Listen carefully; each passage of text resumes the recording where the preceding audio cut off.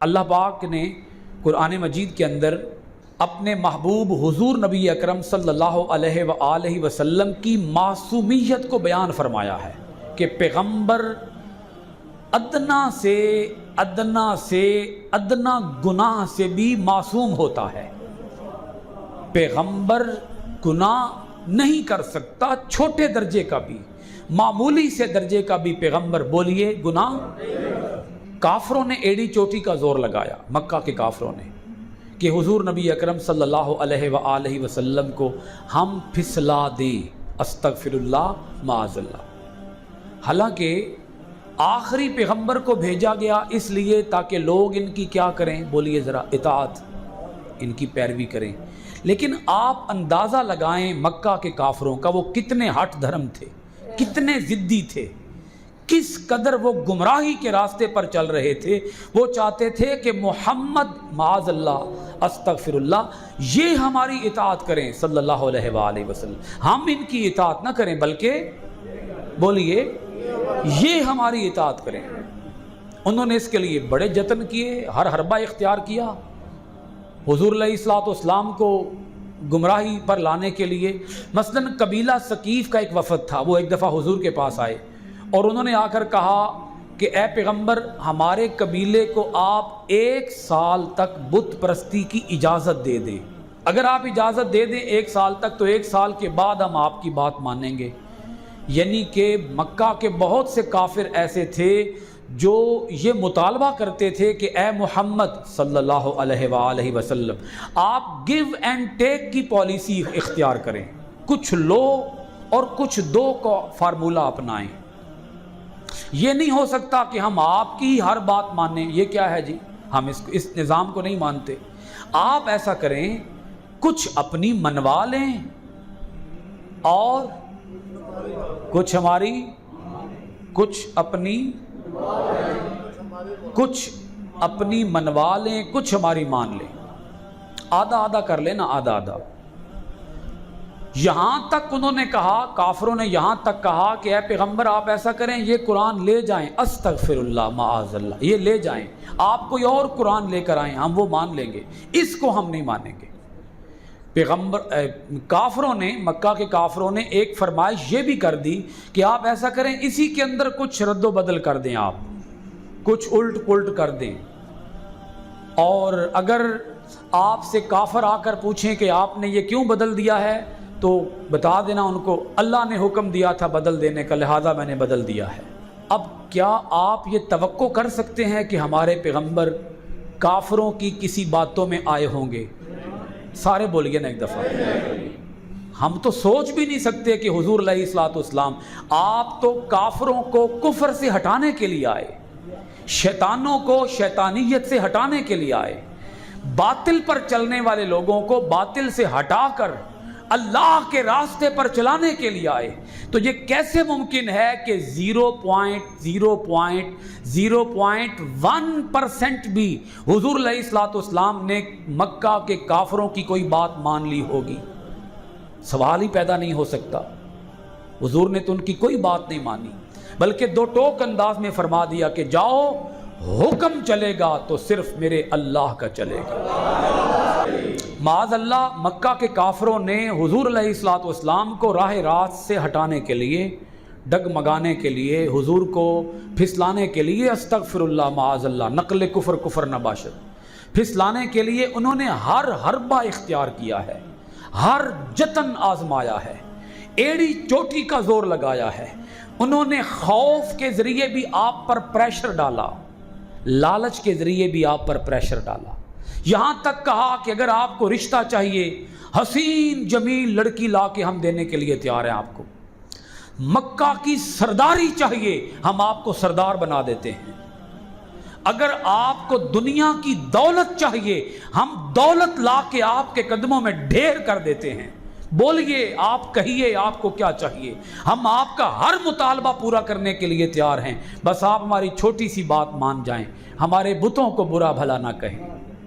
آپ کا بھی نظام چلتا رہے گا، ہمارا بھی نظام چلتا رہے گا، ہم مان لیں گے آپ اللہ کے رسول ہیں، ہم آپ کی کتاب کو بھی مان لیں گے، آپ کو رسول بھی مان لیں گے، آپ کا دین بھی مان لیں گے، بس یہ ترمیم تھوڑی سی کر دیں نا، امینڈمنٹ کر دیں، باقی تو ہم آپ کی ساری باتیں ماننے کے لیے تیار ہیں۔ حضرت ابو طالب کا نام آپ نے سنا ہوگا۔ مکہ کے کافروں نے حضرت ابو طالب تک اپروچ کی ہے کہ اوپر سے پریشر ڈالا جائے، کیونکہ جب چچا کہے گا تو بھتیجے کو ماننا پڑے گا۔ یہ کیسے ممکن ہے کہ بھتریا اپنے چاچے دی گال نو موڑ دے وے؟ چاچے تک کو قابو کرنے کی کوشش کی ہے، جا کے کہا حضرت ابو طالب کو، اے ابو طالب اپنے بھتیجے کو سمجھا لے، ورنہ یہاں اینٹ سے اینٹ بچ جائے گی، ورنہ یہاں ہم تہس نہس کر دیں گے، ہر چیز کو تباہ کر دیں گے۔ اپنے بھتیجے کو سمجھا لے، اپنے بھتیجے کو قابو کر لے، یہ ہمارے بتوں سے ٹکر نہ لے، ہمارے آباء و اجداد کے دین کو برا بھلا نہ کہے۔ تو حضرت ابو طالب نے ابو جہل سے کہا، میرا بھتیجا تمہیں کیا کہتا ہے؟ ایک بات ہی تو کہتا ہے جو تم ماننے کے لیے تیار نہیں ہو، ایک بات ہی تو کہتا ہے کہ تم 360 کی پوجا کو چھوڑ کے ایک کی پوجا کرو۔ چھوٹی سی بات تو کہتا ہے، وہ مان لو، اس کی بات ہی مان لو۔ تمہیں کیا اس کی بات میں سچائی نظر نہیں آتی؟ ایک ہی تو بات کہتا ہے، اس کے ماننے میں کیا حرج ہے؟ تو آگے سے ابو جہل نے پتہ ہے کیا کہا تھا؟ ابو جہل نے کہا تھا، یہ ایک ہی بات ہے جو ہم مان جائیں تو ہمارا رہتا بھی کچھ نہیں ہے، ہمارا سارا نظام دھڑام سے نیچے گر جاتا ہے۔ اسی ایک بات پر تو ہمارا پورا نظام قائم اور دائم ہے، یہ نظام ہمارا کیسے بچے گا؟ تمہارے بھتیجے کی بات کو کیسے مان لیں؟ جب حضرت ابو طالب آئے اور انہوں نے آ کر بات چیت کی تو حضور نبی کریم علیہ الصلوۃ والسلام نے فرمایا، چچا آپ جا کے مکہ کے کافروں کو بول دیں، اگر یہ کافر سورج میرے دائیں ہاتھ پہ لا کے رکھ سکتے ہیں تو لے آئیں، رکھ دیں آ کے۔ اگر بائیں ہاتھ پہ چاند لا کے رکھ سکتے ہیں تو آئیں، لے آئیں، لا کے رکھ دیں، میں تب بھی اللہ کی بات کہنے سے پیچھے نہیں ہٹوں گا۔ یہاں اب ایک بات ہے نکتے والی، اس کو سمجھنے کی کوشش کیجئے گا، بڑے لطف کی بات ہے۔ جو حضور نے یہ فرمایا تھا کہ جاؤ لا کے رکھ دو، میرے ہاتھ پہ رکھ سکتے ہو، تو حضور بتانا چاہتے تھے تم کیا رکھو گے، رب نے چاند بھی اور سورج بھی میرے قبضے میں پہلے سے دے رکھا، تو جس کے قبضے میں سورج بھی ہو، جس کے قبضے میں چاند بھی ہو، اس کے سامنے تمہاری آفرز کی، تمہاری فرمائشوں کی، تمہارے لالچ کی اور تمہارے خوف کی کیا حیثیت رہ جاتی ہے؟ اے کافرو، بات ہے تو صرف ایک ہے، اور وہ ہے لا الہ، کوئی معبود نہیں ہے الا اللہ، ہاں ہے اور وہ فقط اللہ ہے۔ ایک ہی بات ہے، دوسری بات ہی کوئی نہیں ہے۔ تو جب انہوں نے ہر بات کو، حضور علیہ الصلوۃ والسلام نے ان کی ہر بات کو ٹھکرا دیا، ہر بات کو رد کر دیا، تو یہ آقا علیہ الصلوۃ والسلام کی استقامت تھی، پامردی تھی، حضور کی اپنے دین کے اوپر مضبوطی تھی۔ اس کے اوپر اللہ پاک نے یہ آیتیں نازل فرمائیں۔ بعض دیوانے لوگ یا نادان لوگ، نادان کملے جھلے، جو عقل سے، ہوش سے، خرد سے، ذوق سے، عشق سے بے بہرا لوگ ہیں، اور عشق سے خالی ہو کر اور دولت ایمان سے شاید محروم ہو کر وہ قرآن کو پڑھتے ہیں مگر گمراہ ہو جاتے ہیں۔ قرآن کو بولیے مگر کیا ہو جاتے ہیں؟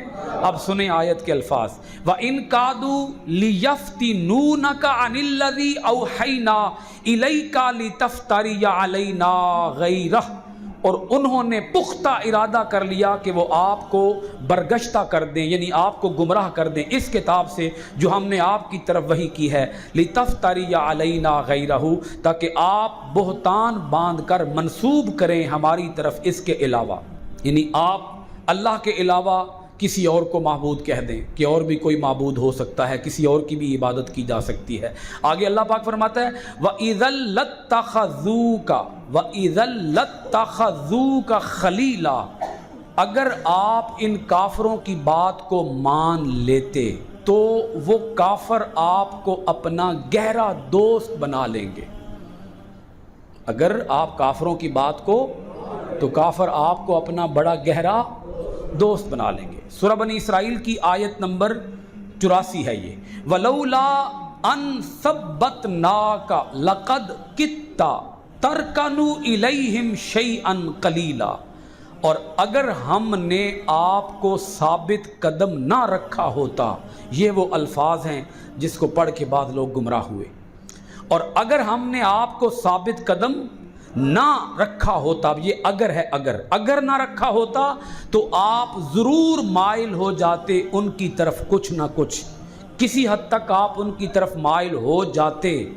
ثابت قدم آپ رہے، اور ثابت قدم ہم نے رکھا آپ کو ثابت قدم، اگر ہم نہ رکھتے تو آپ ثابت قدم نہ رہتے۔ یہاں حضور کے معاذ اللہ ڈگمگانے کی کوئی بات ہوئی ہے؟ بولیے ذرا، حضور کے پھسلنے کی کوئی بات ہوئی ہے؟ حضور کے راہ راست سے ہٹنے کی کوئی بات ہوئی ہے؟ بلکہ بات تو یہ ہوئی ہے کہ اے محبوب آپ ثابت قدم رہے ہیں، آپ کامیاب رہے ہیں، آپ سرخرو ہوئے ہیں، ان کی ایڑی چوٹی کا زور لگانے کے باوجود بھی آپ راہ راست سے نہیں ہٹے، اور آپ ثابت قدم رہے کیونکہ آپ کے پیچھے ہماری طاقت موجود تھی، آپ کے پیچھے ہماری مدد موجود تھی، آپ کے پیچھے ہمارا کرم اور ہمارا فضل موجود تھا۔ اگر ہمارا فضل نہ ہوتا تو آپ بولیے کیا ہو جاتے؟ آپ بھٹک جاتے، آپ ان کی طرف مائل ہو جاتے۔ اگر ہمارا کرم نہ ہوتا، یہ تو ہمارا کرم تھا جس نے آپ کو بچائے رکھا، آپ کو مضبوط کیے رکھا۔ اب اگلی آیت سنیے گا، پھر ہم اس پر دوبارہ سے بات کریں گے۔ اذا لأذقناک ضعف الحیات وضعف الممات ثم لا تجد لك علینا نصیرا، بفرض محال۔ اب میں نے لفظ بول دیا، اس کو اپنے ذہن میں بٹھائیے گا، بولیے کیا لفظ ہے؟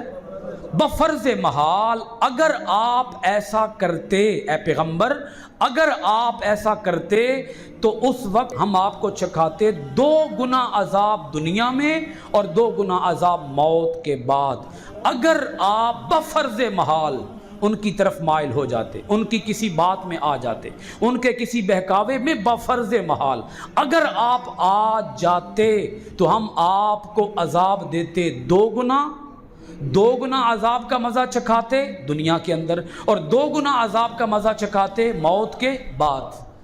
یہاں اللہ پاک نے مخاطب اپنے محبوب کو کیے رکھا ہے، رخ تخاطب اللہ کا کس طرف رہا؟ بولیے ذرا، حضور کی طرف، لیکن بات اللہ حضور کی امت سے کر رہا ہے، بات حضور کی امت سے کر رہا ہے کہ اے غلامان محمد صلی اللہ علیہ وآلہ وسلم، یہ بات پلے باندھ لو کہ میں بات تو اپنے محبوب سے کر رہا ہوں، لیکن محبوب سے بات کر کے پیغام تمہیں دے رہا ہوں کہ اگر اے مومنو، اے ایمان یافتہ لوگو، اے میری توحید کا دم بھرنے والو، میرے رسول کو اپنا رسول ماننے والو، اگر تم ایک ذرے کے برابر بھی، چشم زدن کے برابر بھی، ایک پلک جھپکنے کے برابر بھی اگر تم کافروں کی کسی بات میں آ گئے، اگر تم نے ان کے تھوڑے سے دستور کو، کسی تھوڑے سے قانون کو، کسی تھوڑی سی پالیسی کو اپنا لیا، تو یاد رکھو پھر تم پر عذاب آئے گا۔ حکم کن کے لیے ہے؟ بولیے ذرا، حضور کی امت کے لیے ہے کہ تم کافروں کی چالوں میں نہ آنا، تم کافروں کے بہکاوے میں، کافروں کی کسی پالیسی کو تم فالو نہ کرنا۔ آج دیکھ لیں ہم کافروں کی پالیسیوں کو فالو کر رہے ہیں، ہمارے حکمران تک مجبور ہیں، ہمیں ہماری پالیسی بنا کر وہ دیتے ہیں، قانون بنا کر وہ دیتے ہیں، جو قانون بنا کر وہ دے دیتے ہیں ہمارے حکمران باؤنڈ ہوتے ہیں اس کو ماننے کے لیے، اور ہماری آنکھیں شاید بند ہیں، اندھے ہیں، ہمیں کچھ نظر نہیں آ رہا۔ کافروں کی ہم پیروی کر رہے ہیں، ہمارے نبی نے کافروں کی پیروی، لالچ انہوں نے سارا دیا ہے، خوف بھی دیا ہے، ڈرایا بھی ہے، دھمکایا بھی ہے، مگر حضور ان کے بہکاوے میں بولیے تو اللہ پاک نے فرما دیا اے میرے پیارے پیغمبر آپ سن لیجئے کہ آپ ثابت قدم رہے ہیں، تو آپ ثابت قدم کیوں رہے ہیں؟ کیونکہ آپ کے پیچھے ہم کھڑے تھے۔ اب جو آپ کی امت ہے، اس امت کو متنبہ کر دیجئے، وارننگ دے دیجئے، اس کو الرٹ کر دیجئے، اس امت کو اویئر کر دیجئے کہ امت اگر بہک گئی، پھسل گئی، اگر کسی ایک پالیسی کو بھی، کافروں کے کسی ایک نظام کو بھی اپنا لیا انہوں نے، زندگی کے کسی ایک شعبے کے اندر بھی ان کی پیروی کر لی، تو ان کی نجات کا کوئی راستہ باقی، بلکہ ہم انہیں 2 گنا عذاب دنیا میں دیں گے، اور دیکھ رہے ہیں عذاب کی حالت میں ہیں ہم، اور 2 گنا عذاب ان کو ہم آخرت میں دیں گے۔ اس کا مطلب یہ ہے، اس آیت کا سبق یہ ہے کہ اگر کوئی راہ راست پہ رہتا ہے، اللہ کے فضل سے رہتا ہے، اللہ کے کرم سے رہتا ہے۔ اگر اللہ کا کرم نہ ہو تو کوئی، بولیے، راہ راست پہ رہ۔ وہ حضور غوث پاک کی بات آپ کو یاد ہے نا، حضرت شہنشاہ بغداد نے فرمایا تھا شیطان کو، ابلیس کو، اے ابلیس دفع ہو جا، مجھے میرے رب نے بچا لیا ہے، رب نہ بچاتا تو میں نہ بچتا ہے جی۔ تو حضور غوث پاک نے جب یہ فرمایا تو اس ابلیس نے کہا تھا، اے عبد القادر جیلانی تجھے تیرے علم نے بچا لیا ہے۔ عبد القادر نے فرمایا، نہیں نہیں نہیں نہیں نہیں، علم نے نہیں بچایا، اللہ کے فضل نے بچایا ہے۔ فضل نہ ہوتا تو آج عبد القادر جیلانی بہک جاتا، لڑک جاتا، گمراہ ہو جاتا۔ یہ رب کا فضل تھا۔ اس کا مطلب یہ ہے کہ ہمیں رب سے مانگنا چاہیے، مولا فضل دے دے، مولا کرم دے دے، اپنا احسان کر دے، ہمیں توفیق عطا فرما کہ ہم برائی سے بچ سکیں، اور ہمیں توفیق عطا فرما کہ ہم نیک کام کر سکیں۔ تیری توفیق کے بغیر لا حول ولا قوت الا باللہ العلی العظیم، تیری توفیق کے بغیر ہم نہ برائی سے بچ سکتے ہیں، نہ نیک کام کر سکتے۔